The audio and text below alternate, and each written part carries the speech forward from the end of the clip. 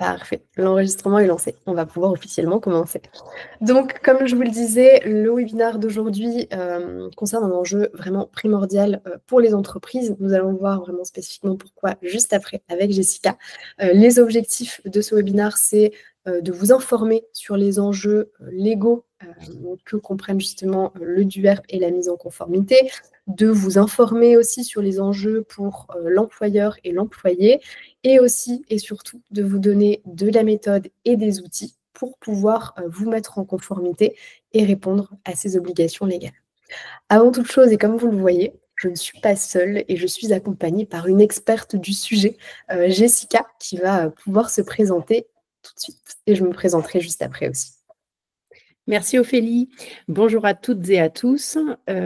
Donc, ravie d'échanger avec vous sur ce petit format du midi, de la pause midi qu'on va vous décaler aujourd'hui.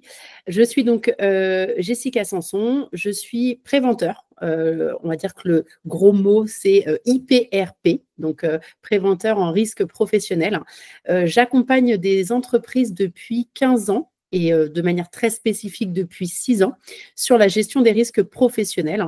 En quoi consiste mon métier? À tout simplement en fait venir protéger l'ensemble des employeurs et de facto du coup leurs collaborateurs salariés par la rédaction des documents obligatoires qu'on va voir aujourd'hui et notamment, focus étant fait, le document unique d'évaluation des risques professionnels. Merci beaucoup Jessica, c'est très clair. Je vais prendre le temps aussi de me présenter rapidement. Peut-être que certains me connaissent déjà par le biais de MOA. Donc MOA, c'est une société qui a 5 ans et qui est spécialisée dans l'accompagnement des entreprises à l'amélioration de la qualité de vie et conditions de travail et de la santé au travail. On a développé plusieurs méthodes autour de ça. Notre objectif, c'est de partir de la mesure de la perception des collaborateurs de la qualité de vie et conditions de travail jusqu'à l'accompagnement, à l'animation d'un plan d'action. Et donc, on est accompagné par Jessica pour les enjeux spécifiques de mise en conformité en lien avec la prévention des risques professionnels. De mon côté, donc, je suis Ophélie Blaché, je suis de métier psychologue et docteur en psychologie. Et au quotidien, eh bien, j'accompagne justement les entreprises, les associations et aussi les établissements médico-sociaux à la mise en place de leur stratégie de qualité de vie et conditions de travail. Du coup, pour introduire le sujet du jour, j'ai une question, moi, à poser à Jessica et ensuite on rentrera dans le détail. La question est la suivante. Selon toi, Jessica, est-ce que tu peux nous dire quels sont aujourd'hui les principaux enjeux et aussi les principaux risques pour les entreprises liés au DUERP et à la mise en conformité légale liée à la prévention des risques? Oui, avec plaisir Ophélie.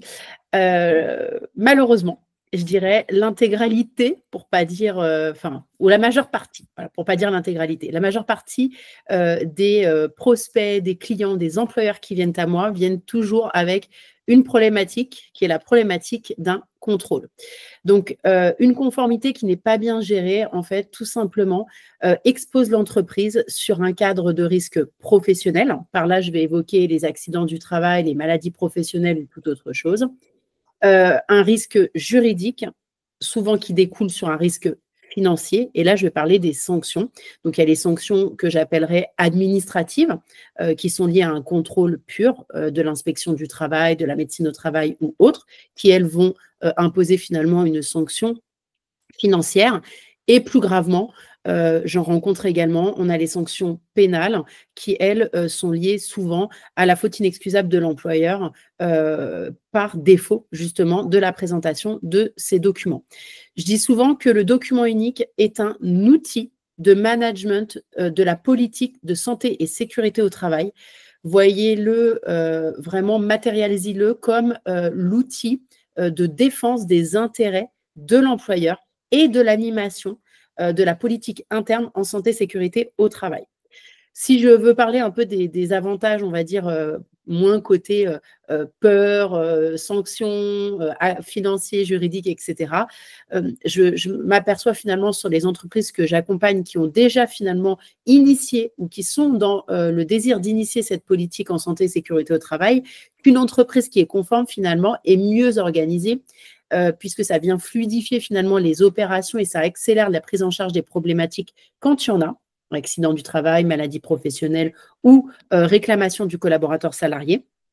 Une entreprise qui, dans son ADN, finalement, vient déjà être dans le respect des normes et des réglementations, elle va inspirer aussi davantage plus confiance auprès de ses clients, de ses partenaires et de ses investisseurs.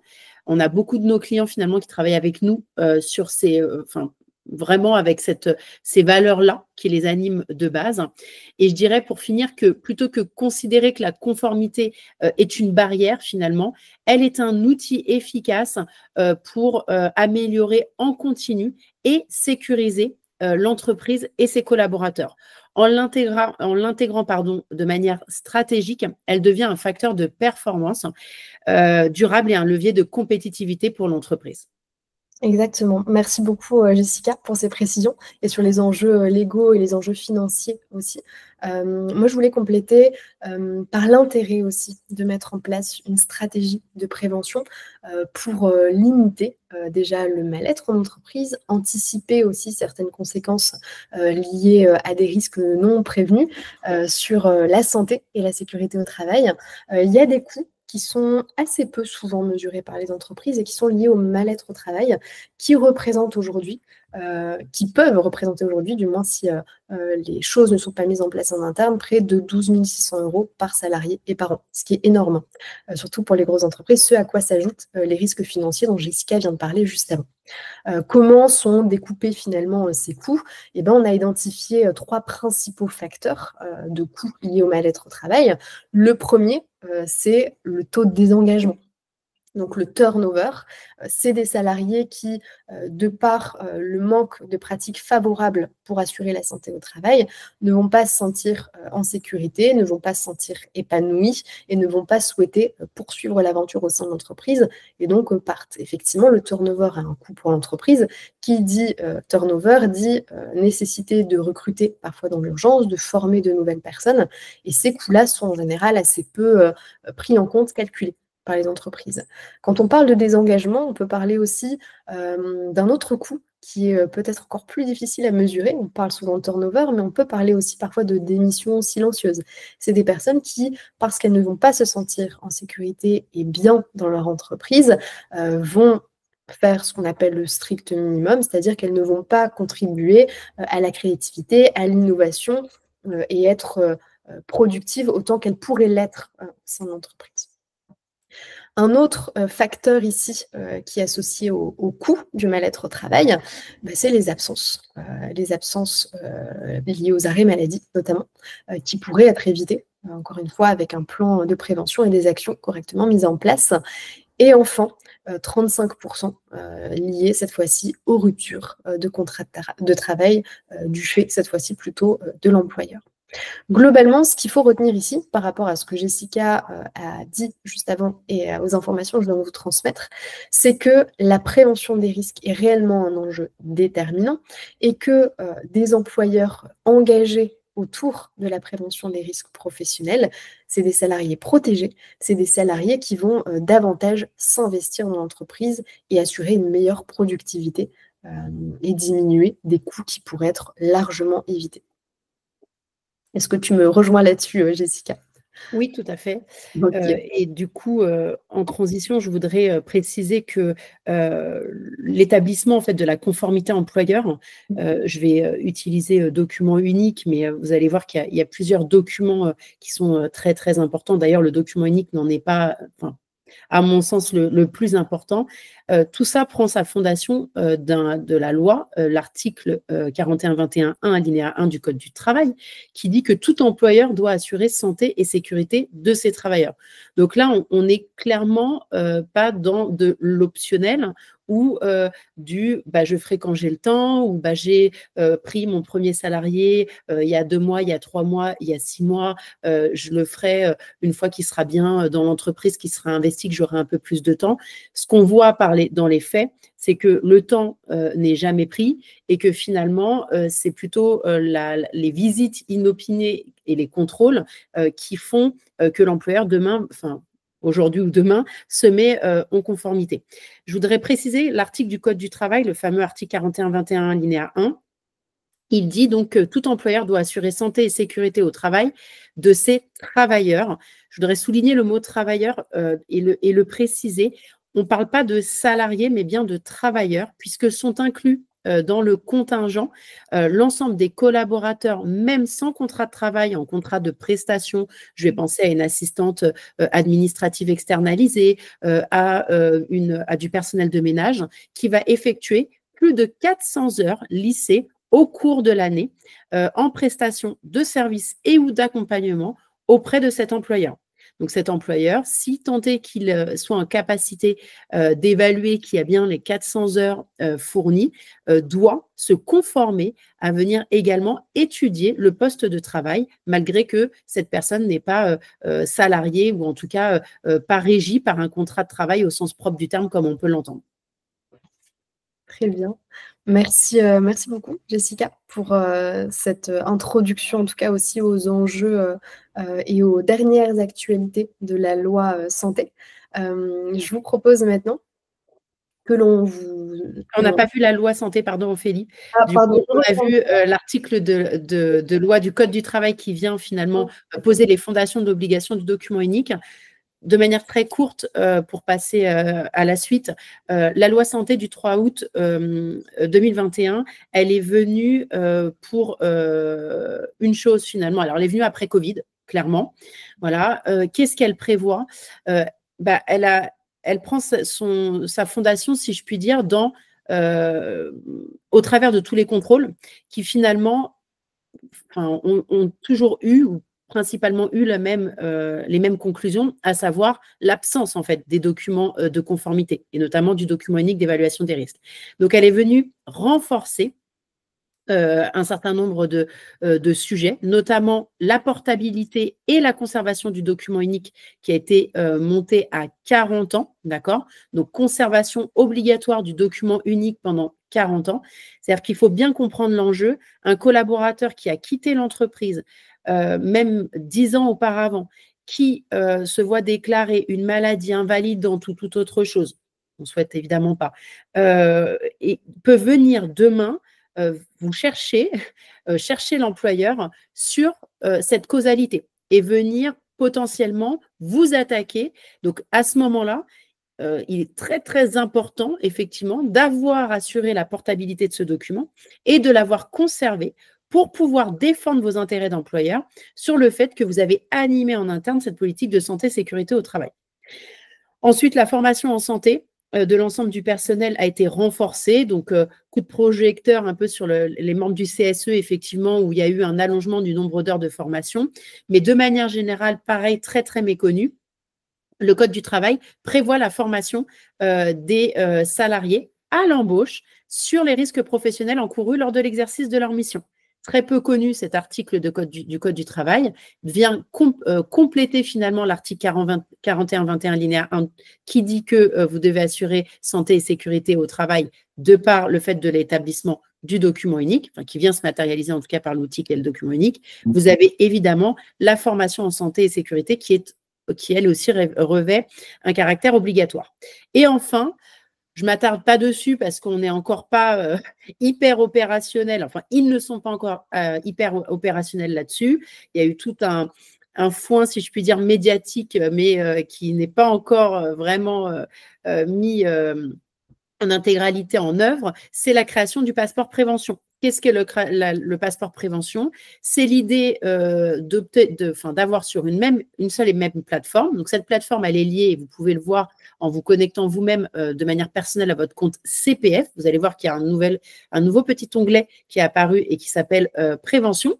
Et là-dedans, en fait, charge à l'employeur et aux organismes de formation de venir consigner l'intégralité des formations, qu'elles soient sur la thématique de santé et sécurité au travail et ou habilitantes, je vais parler des formations habilitantes électriques, ACES, etc., de venir les consigner sur cette plateforme. Pour des raisons, de ce qu'on nous dit en tout cas de type RGPD, la plateforme n'est pas encore opérationnelle. Néanmoins, on invite, et j'invite moi avec mes équipes, l'ensemble de nos clients à le faire et à le consigner. D'accord? Ce n'est juste qu'un canal de communication demain, qu'un canal de partage de la valeur finalement, de l'ensemble de ces documents. Mais aujourd'hui, l'obligation demeure, et il faut effectivement que vous, employeur, vous soyez en mesure de venir demain pouvoir prouver que cette consignation est faite en interne de vos entreprises. Voilà. Et demain, effectivement, il faudra les uploader sur ce système pour que l'ensemble des acteurs sur le sujet de santé, sécurité au travail puissent les visualiser. Ok, mais merci beaucoup Jessica pour ces informations, c'était très riche et très concret.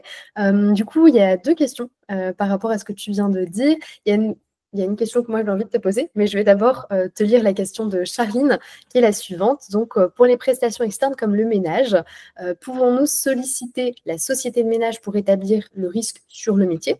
Ou est-ce qu'en tant qu'employeur qui emploie quelqu'un en externe, devons-nous le faire unilatéralement ou en discuter avec la personne qui fait le ménage?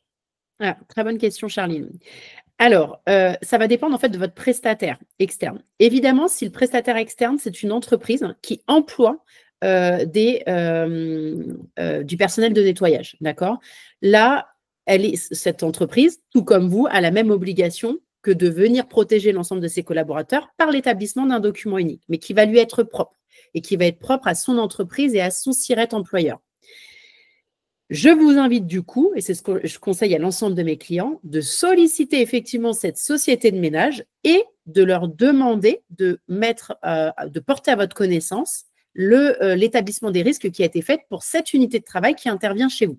En revanche, attention à noter, ça ne vous dispense pas, vous, de l'intégrer dans votre propre document. D'accord? Donc, moi, ce que je conseille à mes clients, c'est sollicitation et consultation de l'entreprise partenaire et prestataire, visualisation donc du document unique de cette dernière. Troisième étape, intégration des risques qui sont liés à votre structure géographique, parce qu'il y a une mise en œuvre qui va être commune et que vous allez retrouver dans le document unique de votre prestataire, mais il y a une mise en œuvre qui est géographique. Donc, quand je dis géographique, je vais parler de structurel. Sur une entreprise, je peux avoir un escalier en colimaçon et dans l'autre, ne pas avoir du tout d'escalier et donc, du coup, le risque de chute ne va pas apparaître. Et ce que demandent les autorités de contrôle, c'est finalement qu'il y ait une jonction entre les deux documents qui permettent finalement une couverture complète du salarié, du prestataire de service qui est embauché dans votre entreprise. Très bien. Merci beaucoup, Jessica, pour ce complément d'information. C'était hyper clair. Et du coup, ma question, c'était la suivante. C'est vrai que tu disais tout à l'heure qu'il y a quelque chose qui est assez peu connu, c'est l'article en lien justement avec la formation en santé. Est-ce que tu peux nous donner quelques exemples de thématiques de formation en santé? Alors, le cadre reste très large. J'ai d'ailleurs demandé il n'y a pas très longtemps à des avocats spécialisés finalement lors de colloques qui ont été fournis sur Préventica, qui s'est déroulé à Lyon là en octobre dernier. L'article reste large parce qu'il parle des risques professionnels inhérents à l'activité même du collaborateur. Donc moi, mes préconisations, et je les ai validées avec ces gens-là lors du colloque et du webinaire, c'est de venir faire de la formation, on va dire, très large pour ratisser vraiment tous les risques que moi j'appelle un peu tronc commun, voilà, et de venir, alors cela, le deuxième module généralement que je conseille, c'est le premier secours. Le premier secours, c'est une version édulcorée du SST. Ça permet à l'ensemble des collaborateurs de se remémorer, d'être, voilà, s'il est en présence soit d'un client, soit d'un fournisseur, soit d'un collègue qui fait un malaise, d'avoir les gestes de premier secours. Idéal, peu importe l'activité, le secteur d'activité d'ailleurs.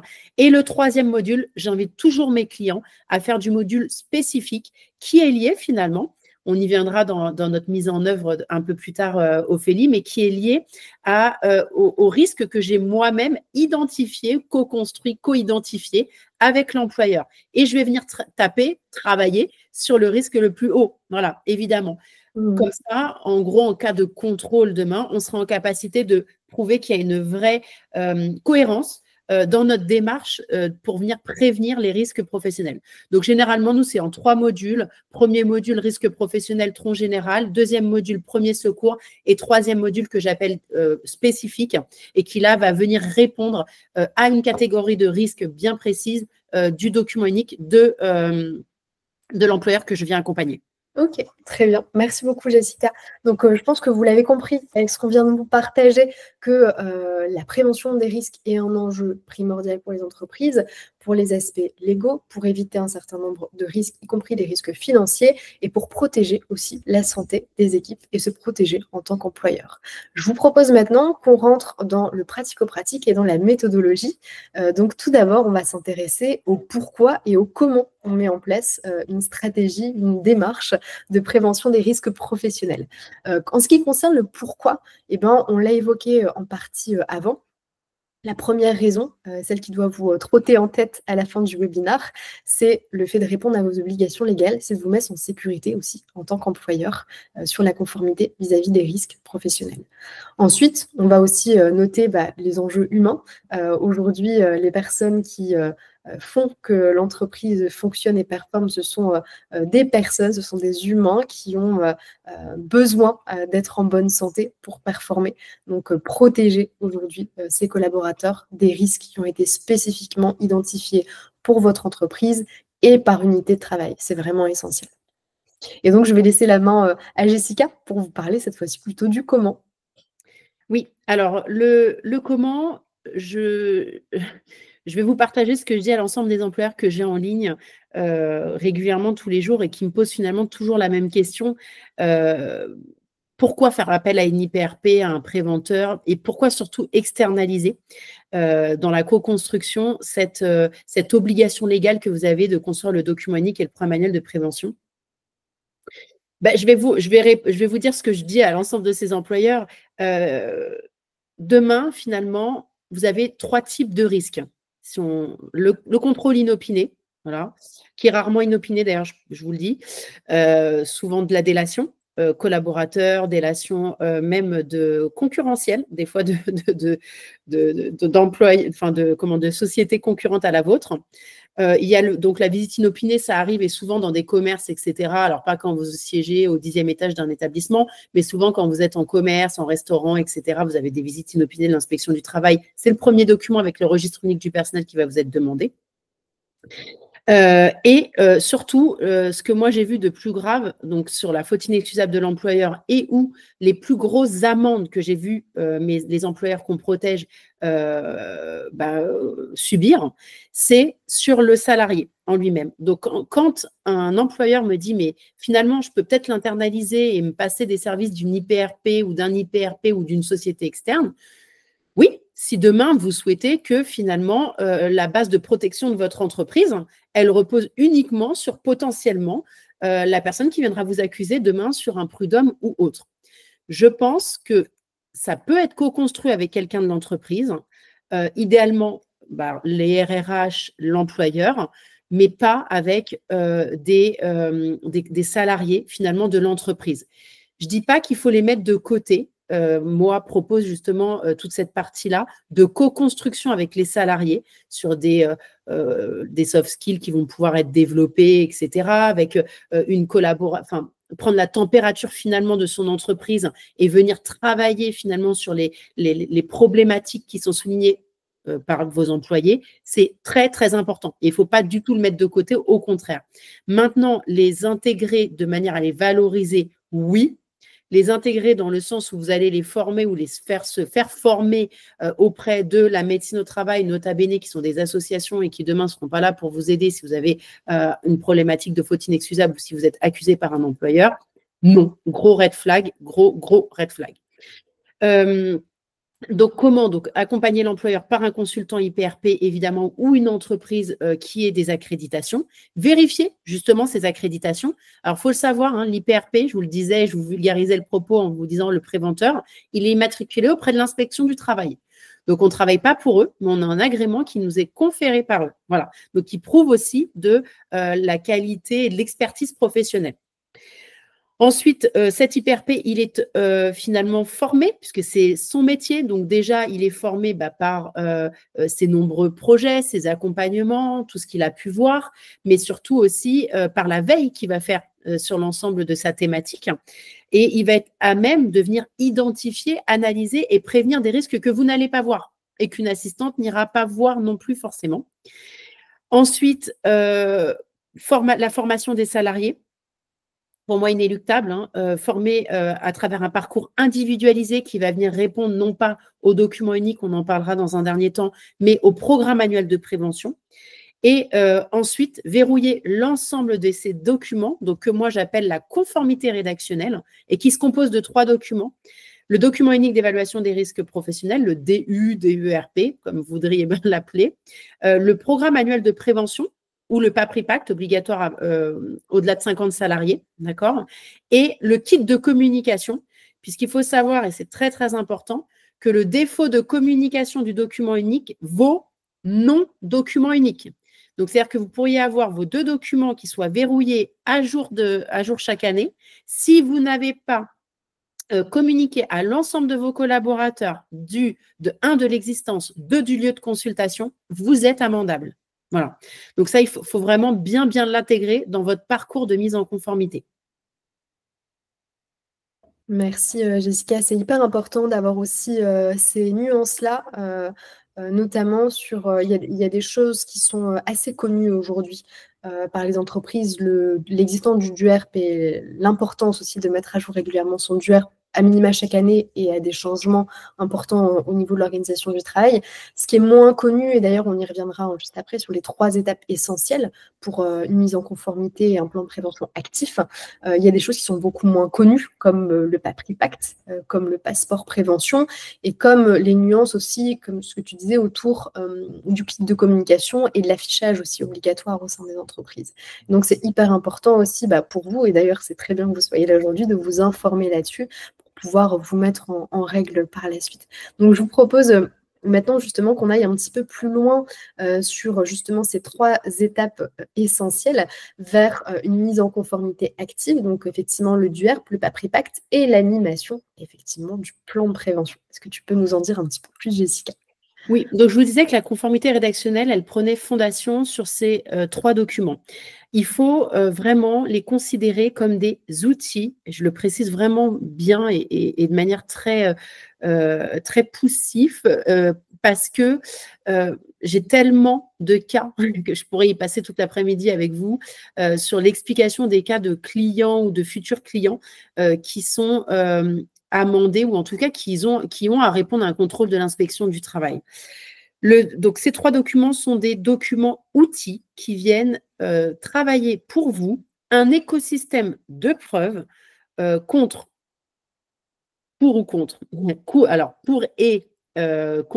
collaborateurs qui pourraient demain vous mener en prud'homme ou toute autre instance, contre une inspection du travail ou contre tout autre contrôle finalement inopiné qui interviendrait dans votre entreprise.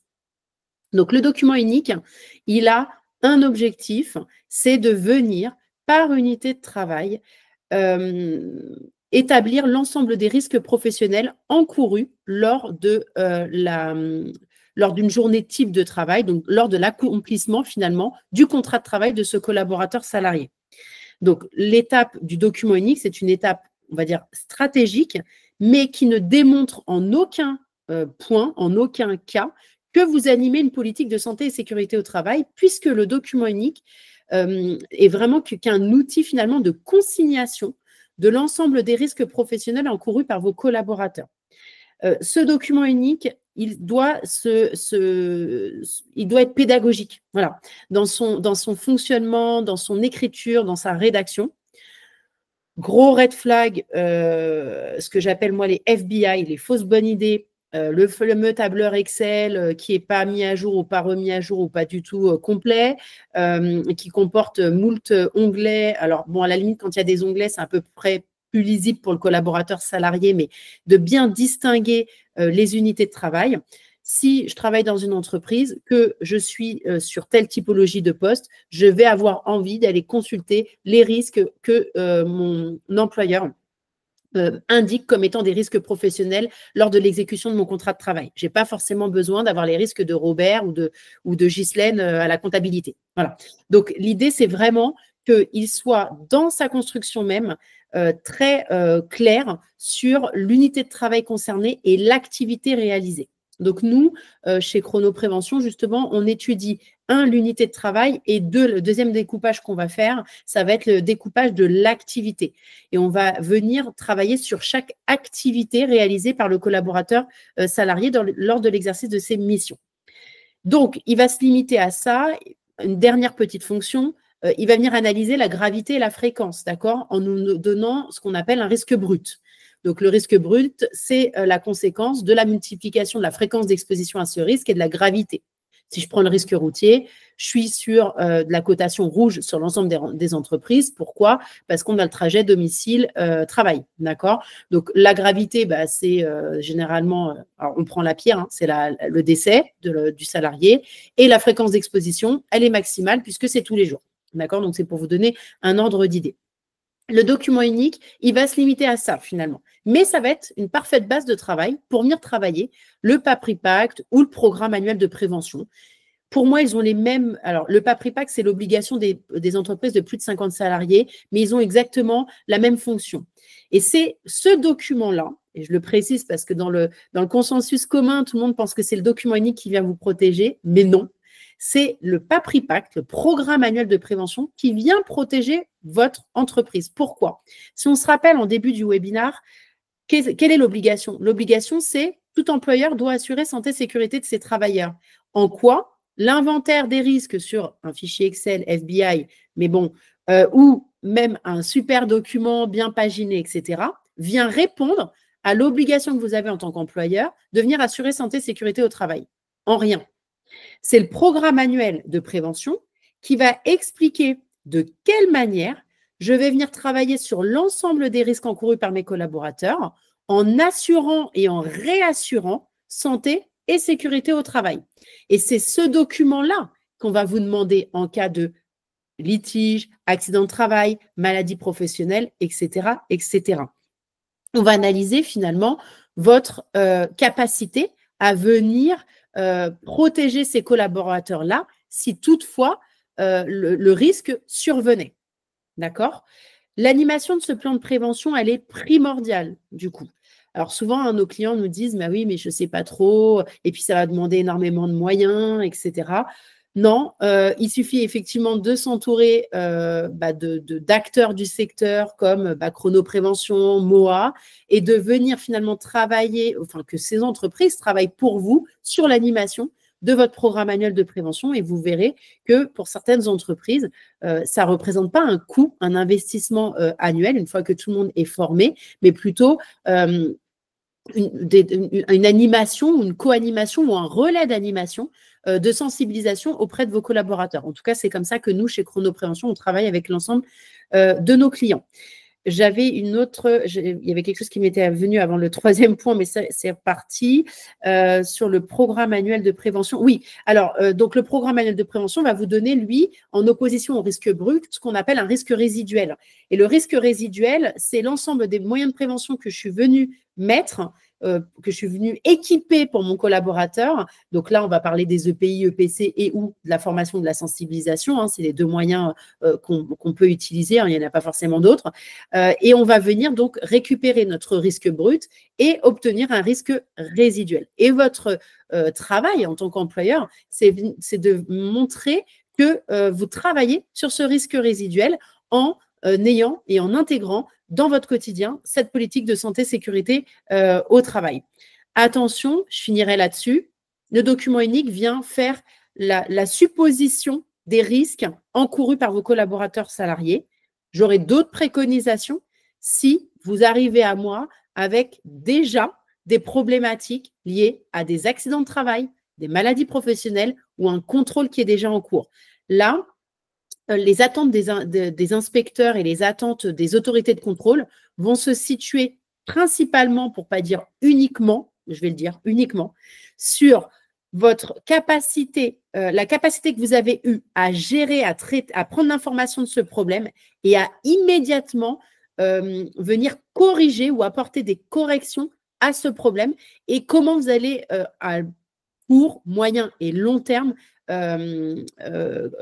parvenir finalement à venir protéger les collaborateurs salariés, puisque là, on n'est pas dans de la projection de ça peut arriver, mais c'est déjà arrivé. Et attention, c'est quelque chose qui arrive de manière très fréquente, notamment pour tout ce qui est RPS, harcèlement, etc. Encore pas plus tard que la semaine dernière, une entreprise américaine avec laquelle je suis venue travailler avec Moa, pour lequel on nous a pas précisé qu'il y avait eu des gros soucis de type RPS, notamment harcèlement au travail, harcèlement sexuel lors d'une fête entre collaborateurs, etc., etc. Il faut savoir que ça, du coup, quand vous arrivez avec ce genre de sujet, vous n'êtes pas insauvable, mais par contre, il va falloir déployer un peu plus de méthodologie et il va surtout falloir constituer un écosystème de preuves autour de vous pour vous faire passer le contrôle de la manière la moins pénible possible. Voilà. Parfait. Eh ben, merci, Jessica. Et justement, on parle de méthodologie, c'est une parfaite transition pour ce qui va venir après, puisque, Jessica, donc, tu vas pouvoir rentrer dans le détail de comment toi, tu accompagnes de manière très concrète et avec des étapes bien définies tes clients au quotidien. Avant ça, donc, merci beaucoup parce que les mots que tu as eus juste avant permettent, je pense, et je l'espère en tout cas pour les participants au webinaire et pour les personnes qui verront le replay, de déconstruire un certain nombre d'idées reçues sur la prévention des risques, notamment, je pense, la principale, celle que le document unique d'évaluation des risques est suffisant pour se protéger. Ce n'est pas du tout le cas, comme tu viens de l'expliquer. Et le plus important, finalement, pour se protéger, c'est de prouver que l'on agit en fonction des risques que l'on a mesurés. Donc, merci beaucoup pour ces informations-là.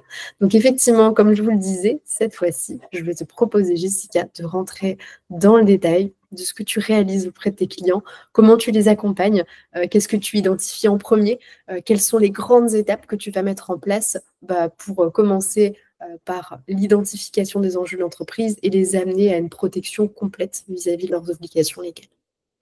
Oui.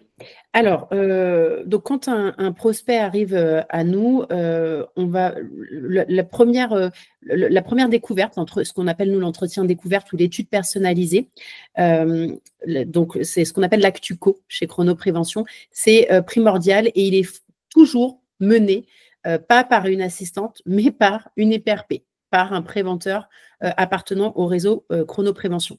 Pourquoi? Parce que on a évidemment tous les red flags internes pour venir accompagner ou poser les questions finalement qui vont nous permettre une bonne appréciation du contexte, des enjeux et des objectifs qui vont être à mener sur l'entreprise à proprement parler.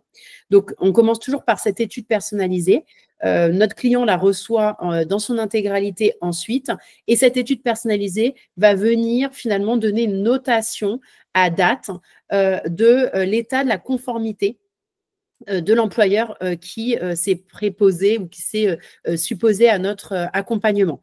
Très important parce que il y a des employeurs qui n'ont pas du tout conscience finalement de où ils en sont. J'ai fait mon document unique il y a 2 ans, mais maintenant avec la loi santé, j'ai moins de 11 salariés, je peux le mettre à jour tous les 2 ans. Voilà, par exemple, ça c'est quelque chose qui revient régulièrement. Donc là, l'idée c'est vraiment de recevoir finalement l'intégralité de cet entretien, de cet échange et d'avoir un peu une notation sur une échelle de feu tricolore de c'est OK et voilà quels sont les axes de travail ou attention, c'est très rouge. Après, c'est vous et votre chance et vous et votre choix, si je puis dire. Donc, l'étude personnalisée est réalisée tout le temps par une IPRP ou un IPRP. La visite sur site, très, très importante parce qu'on ne va pas demander à nos clients de co-construire le référentiel des risques. Ça, c'est notre travail, c'est notre expertise. On va être en pleine capacité de pouvoir le mener tout seul. Par contre, il va y avoir 2 choses pour lesquelles il va falloir co-construire avec l'employeur. Ce que j'appelle le structurel. Donc, le structurel, il est lié à la visite physique de l'IPRP sur le site et ou un reportage vidéo envoyé par l'employeur ou CRRH ou la personne qui va travailler avec nous sur le sujet. Ensuite, on rédige du coup l'intégralité des documents légaux. Donc, à l'aune de ces vidéos, de ces échanges, donc de cet entretien, après l'entretien découverte, on a un atelier de co-construction qui va poser les bases avec un certain nombre de questions. dans les exemples, je peux vous donner, par exemple, si c'est une boutique, je vais poser la question de si elle est en centre commercial ou si elle est en plein centre-ville. Il y a un impact. Voilà. Donc ça, peu de gens le savent, mais il y a un impact en fait, et je ne vais pas étudier du coup les risques de la même façon si la boutique est en centre commercial ou en plein centre-ville, par exemple. Donc là, ça va nous permettre finalement de venir affiner, en plus de la visite et ou de la vidéo, des impacts, on va dire, structurels. Ensuite, on va proposer l'ensemble des documents légaux, donc à savoir le document unique et le programme annuel de prévention, à l'employeur pour une relecture. D'accord? Donc ça, ce n'est pas une relecture de validation des écrits à proprement parler, ce qu'on me demande souvent, oui, mais du coup, ce n'est pas mon métier, c'est pour ça que je vous ai sollicité. Qu'est-ce que vous attendez de moi? Tout simplement, surtout sur la partie prévention des risques professionnels, sur déjà les bonnes habitudes, les bonnes mises en place qu'il y a pu avoir dans l'entreprise et pour lequel on pourrait être passé à côté parce que l'employeur ne nous a pas forcément avertis. Et en lisant finalement le risque, ah bah oui, mais bon, mais ça, j'ai fait ça, j'avais fait ça, j'avais fait ça. Et donc, ça va permettre un enrichissement finalement de la rédaction et une consolidation et du coup, une diminution de la note RR, du risque résiduel. Et ensuite, une fois validé, on va faire ensemble un atelier de pré-restitution qui va permettre d'envisager ensemble le programme annuel de prévention. Je vous le disais plutôt, le document le plus important d'ailleurs. Et on va construire ensemble le programme annuel de prévention. Pour cela, il y a deux objectifs possibles. Un premier avec on va dire, une mise en œuvre solo de la part de l'employeur et de son entreprise ou une mise en place co-construite avec Chrono Prévention. Et ensuite, on arrive à l'étape finale qui se veut la dernière étape, mais pas la moins importante, à savoir la consignation de l'ensemble des documents tamponnés, datés, signés de notre part. Tamponné, daté, signé de la part de l'employeur. Il faut savoir que la signature de l'employeur est absente et est aussi contrôlable et aussi un élément qui peut vous mettre en peine et être conséquence d'une amende. Pardon. Et donc, le kit de conformité que j'indique aux employeurs avec qui on a travaillé, à savoir communication comme quoi les documents sont existants dans l'entreprise à date et où est-ce qu'ils sont consultables. Pareil, petit tips, jamais dans un bureau de direction ou jamais soumis à la validation d'un tiers pour la consultation de ce document. Donc, je vous invite à le mettre soit sur un espace partagé en ligne, soit dans une salle de pause ou autre. Mais l'employé ne doit pas avoir à demander l'autorisation de consultation. Ça doit être de fait intégré.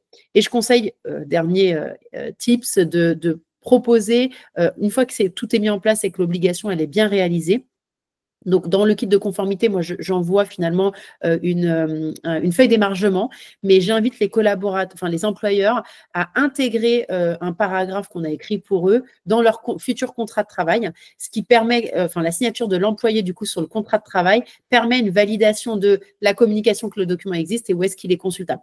Bon, ça, par contre, on va dire qu'il ne faut pas le changer tous les 4 matins du coup de place parce que sinon, c'est inscrit au contrat et c'est un peu plus compliqué à venir redéfaire demain. Mais c'est un bon moyen pour ne pas avoir à gérer des signatures de manière intempestive. Merci beaucoup, Jessica, pour tes précieux conseils sur la mise en œuvre concrète du coup de la stratégie et du calendrier de déploiement de la prévention des risques professionnels. Moi, je voulais faire un petit focus de mon côté sur un exemple d'action à mettre en place et sur une action de prévention et de formation.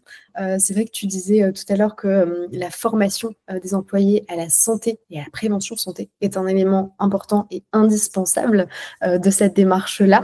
Moi, je voulais faire un petit focus sur la formation des risques psychosociaux. Donc la formation, certes, des représentants du personnel, mais aussi de d'autres acteurs clés au sein de l'entreprise, comme peuvent l'être, par exemple, les managers. Il est important aujourd'hui, c'est vrai que dans les différents risques professionnels dont on a pu parler, les risques psychosociaux, pour vous en parler rapidement, c'est les risques qui sont liés à la santé plutôt mentale des salariés, donc dans lesquels on va intégrer notamment tout ce qui touche à la notion de stress, d'anxiété au travail? Est-ce que le niveau de stress perçu est acceptable? Est-ce qu'il est trop important? Est-ce qu'il est à risque pour la santé du salarié et un risque aussi d'absentéisme ou d'arrêt? On va parler aussi dans les risques psychosociaux de l'épuisement professionnel, de la fatigue, de la charge de travail. On va parler aussi de tout ce qui touche aux violences. Violences verbales, violences physiques, et puis éventuellement aussi du harcèlement. Donc voilà, des sujets pas toujours très fun, mais qui sont importants de réussir à détecter auprès des équipes. C'est à mon sens hyper important d'outiller aujourd'hui les managers, les représentants du personnel à la détection des RPS. Il faut considérer aujourd'hui que pour la grande majorité d'entre nous, et en particulier dans le contexte du travail, c'est pas simple pour les salariés ou pour toute personne d'exprimer clairement un mal-être, notamment en lien avec la santé mentale. C'est des sujets qui sont encore un petit peu tabous aujourd'hui, et parfois, et quand on n'est pas dans une relation de confiance avec certaines personnes, on a d'autant moins envie d'aborder ces sujets-là. Ça ne veut pas dire pour autant que c'est pas parce que la personne ne nous en parle pas que, en tant que manager ou en tant que représentant du personnel, on n'est pas en capacité de détecter certains signes et d'agir. Effectivement, l'objectif de ce type de formation, c'est de pouvoir, comme je disais tout à l'heure, outiller ces personnes à détecter les signaux faibles, les signaux du stress, de la surcharge de travail, de détecter aussi des signes de tension entre certains membres de l'équipe, de violence, etc., verbale ou autre, et de pouvoir agir en conséquence. Donc, c'est aussi hyper important, donc, à travers ces formations-là, d'avoir des personnes ressources au sein de l'entreprise pour mettre en place aussi de la prévention à ce niveau-là. Donc, ça, c'est l'exemple que je voulais vous citer en lien avec la formation. Et pour terminer, donc on vous a parlé ici des enjeux, on vous a parlé de la méthodologie pour mettre en place votre plan de prévention santé, sécurité au travail. Et moi, je voulais vous parler aussi des bénéfices pour tout le monde, donc à la fois pour l'employeur, mais aussi pour les collaborateurs. Les bénéfices plutôt ici indirects, mais qui sont très importants quand même à considérer et à prendre en compte.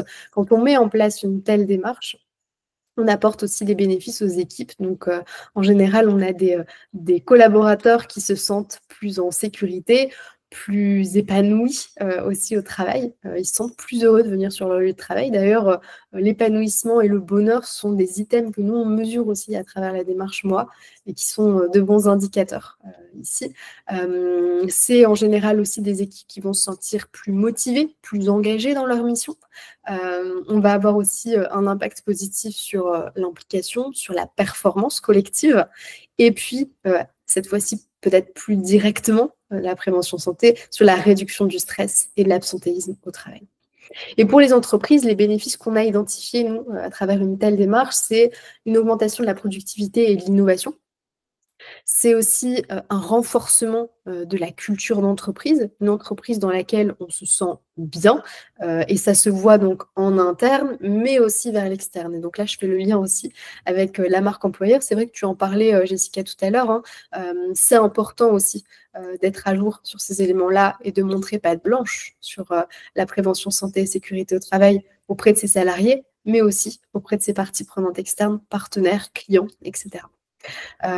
Et puis enfin, et on le disait aussi en introduction, ça faisait partie des principaux facteurs de risque, la réduction aussi du turnover et des coûts associés pour l'entreprise.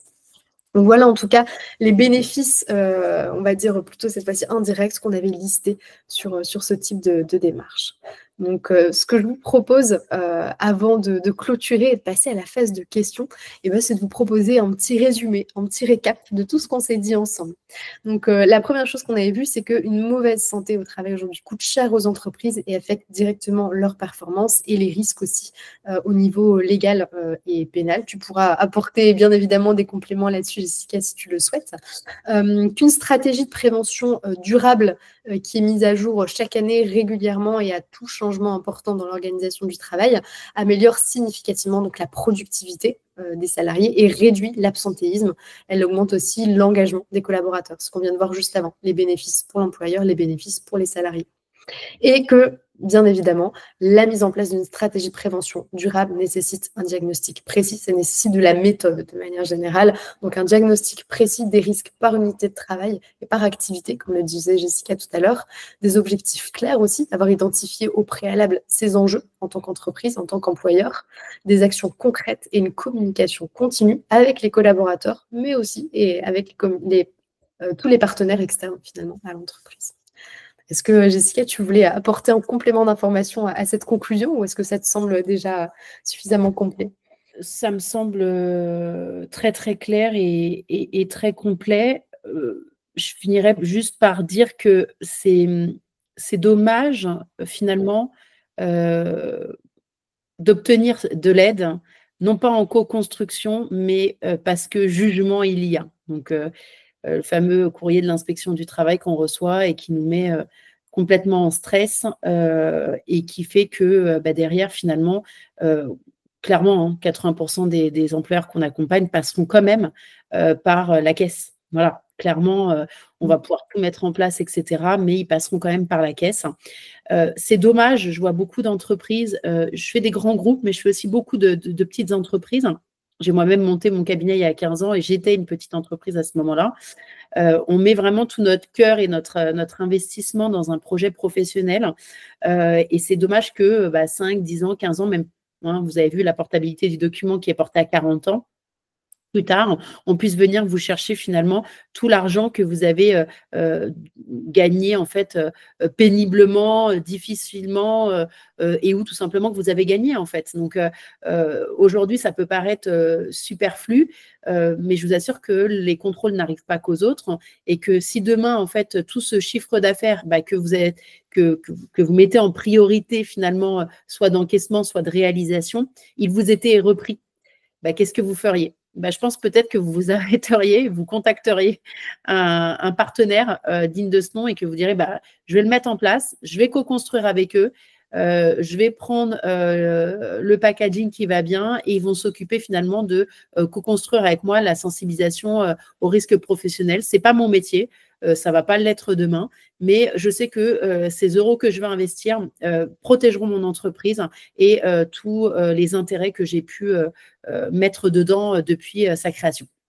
Voilà. Bien. Merci Jessica pour ces éléments hyper importants. Le maître mot, vous l'avez compris, c'est l'anticipation et la co-construction plutôt que d'être en réaction à un risque ou à un danger ou en tout cas à l'inspection qui vient toquer à votre porte, comme tu disais Jessica. Donc merci beaucoup pour ça. Je vous propose maintenant pour les personnes qui sont toujours parmi nous et qui ont peut-être le ventre qui gargouille comme moi actuellement, de pouvoir poser vos questions si vous en avez. Je sais qu'il y a des questions qui ont été posées pendant le webinaire, mais si vous avez des questions à poser en direct, c'est le moment. On est là pour y répondre. Et puis après, avant de clôturer, on aura simplement 2 petites informations à vous transmettre. Est-ce que parmi les personnes présentes, certaines ont encore des questions? N'hésitez pas, vous pouvez même allumer votre micro avec grand plaisir.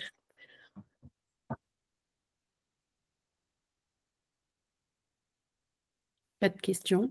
Pas de questions pour le moment, c'est qu'on a été extrêmement clair alors, je pense. De toute façon, je vais vous le mettre à l'écran ici. Vous allez pouvoir nous solliciter et solliciter aussi et surtout Jessica, qui est l'experte sur la thématique du DUERP et de la mise en conformité. Pour ça, rien de plus simple. Il vous suffit de scanner le QR code ici. Vous retrouverez d'ailleurs aussi dans le replay pour prendre rendez-vous et puis identifier déjà quels sont vos enjeux propres en tant qu'employeur. Et l'autre information qu'on voulait vous transmettre, cette fois-ci plutôt côté MOA, c'est la mise en place d'une formation exclusive cette année. C'est une formation qu'on renouvelle, on l'a déjà mis en place l'année dernière, avec le réseau Alliance, dont l'objectif est de former des référents en qualité de vie, conditions de travail en interne, pour être capable de mener à bien et en autonomie toute la stratégie de mesure de la perception de la qualité de vie et conditions de travail par les collaborateurs jusqu'à la mise en place d'un plan d'action pour agir sur des sujets qui sont importants pour eux. Voilà, donc c'est une formation qui aura lieu, à Lille, plus exactement à Marcq-en-Barœul, le 13 et le 27 mars prochain. C'est une formation qui est en inter-entreprise, ce qui est extrêmement positif aussi pour avoir des échanges, des, comparatifs et puis, de l'enrichissement aussi, avec d'autres secteurs d'activité pour le coup, sur ces thématiques-là. Donc voilà, les informations qu'on voulait vous transmettre. Jessica vous a remis aussi directement le lien de prise de rendez-vous dans le chat, donc n'hésitez pas si vous en ressentez le besoin. Et Je préciserai, Ophélie, que l'échange est évidemment confidentiel et gratuit et qui vous permettra aussi peut-être de repartir avec un plan de charge ou en tout cas un éclairage spécifique sur vos enjeux et vos objectifs. Il n'y a pas, voilà, il y a pas d'obligation de poursuite après. Ça permet déjà de faire ce premier audit, ce premier auto-diagnostic, si je puis dire. Voilà, donc n'hésitez pas, ça peut vous donner un éclairage un peu plus spécifique et personnalisé, pardon. J'y arrive plus là, moi aussi j'ai faim. Donc du coup, voilà, n'hésitez pas à prendre rendez-vous, c'est avec grand plaisir. C'est un petit appel découverte de 15 minutes qui permet de poser les bases et de venir protéger votre entreprise. Très bien. Eh ben, merci pour ce mot de la fin, Jessica.